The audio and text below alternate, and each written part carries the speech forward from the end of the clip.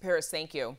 Incarcerated people in Illinois prisons are having difficulty getting access to basic necessities like hygiene items or detergent. The Illinois Department of Corrections says this is due to a supply chain issue, but advocates point to disputes between IDOC and vendors. Joining us to talk about how this is affecting inmates is Jennifer Vollen-Katz, Executive Director of the John Howard Association of Illinois. We did invite IDOC to join this conversation, but they instead sent a statement saying, quote, IDOC has 5 emergency contracts in place and product is flowing into IDOC's commissaries. Of course, things are being cut due to supply and demand, but we are still moving forward with placing orders and there is product coming in. We are processing commissary orders every day. Jenny Vollen-Katz, good to see you and thank you for joining us. Your group has been hearing that, what we just heard from IDOC, you all are hearing that that's not quite sufficient. Give us a sense of what you're hearing from inmates and their families. Sure, and thank you for having me.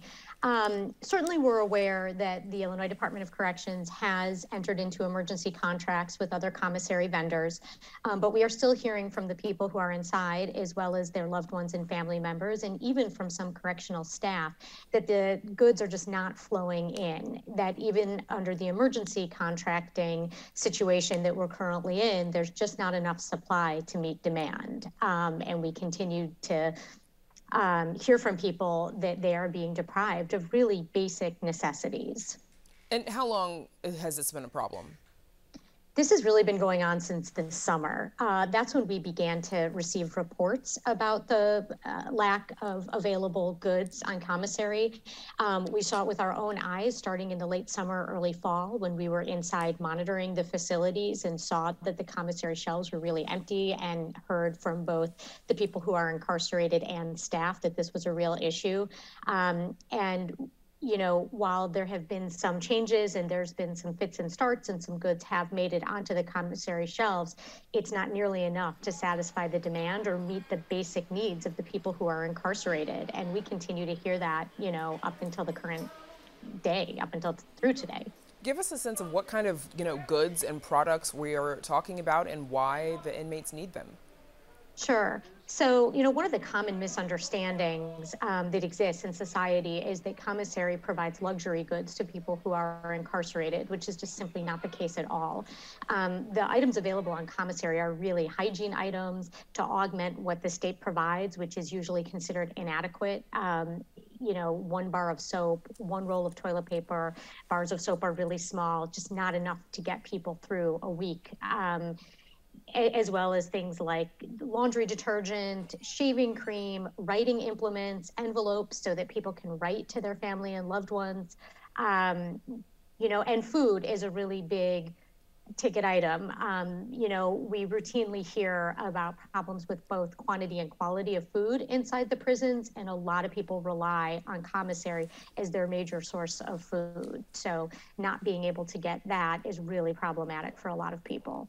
Now, on their website, IDOC, and in that statement, they say this is due to a global supply chain issue, but you all have been tracking this, and as you said, you found some contract disputes with vendors, and that is probably what is leading to this vendor shortage. Tell us more about what you found in your research. Sure.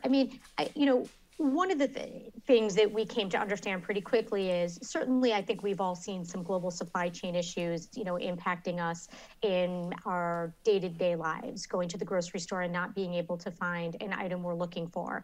But if we can't find the exact brand we want, we can usually find a replacement item or something quite similar. And so a lot of people that were writing to us, people who are incarcerated, noted that they were being told global supply chain issues were the reason for lack of available goods, but they were hearing from their loved ones on the outside and even from correctional staff that simply wasn't true, that there were goods available. And so when we started asking more questions of the agency, it became clear that one problem led to another, and in trying to create some consistency across the state and come into compliance with procurement laws that the agency had long been out of compliance with, the changes made led to all sorts of problems and lack of availability of items, necessitating emergency contracts.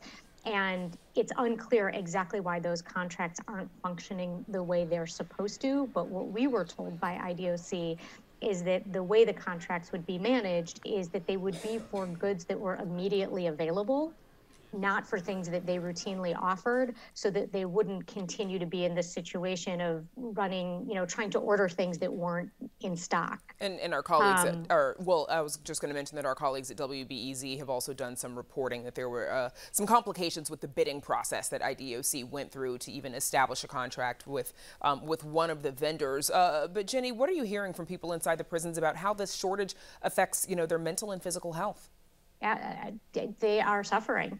During a time of deprivation and isolation, this makes a bad situation far worse. This is a very scary time to be incarcerated anywhere, particularly in Illinois. We're seeing incredibly high COVID positive numbers. We're hearing about some correctional staff deaths due to COVID in the last few weeks. So in all of that, to not be able to get basic goods that allow you to write home, to keep yourself clean, to nourish yourself, basic things that will help keep people safe and sane is incredibly difficult and demoralizing. Okay, that's where we'll have to leave it. Jennifer Vollen-Katz at the John Howard Association, thank you for joining us. Thank you.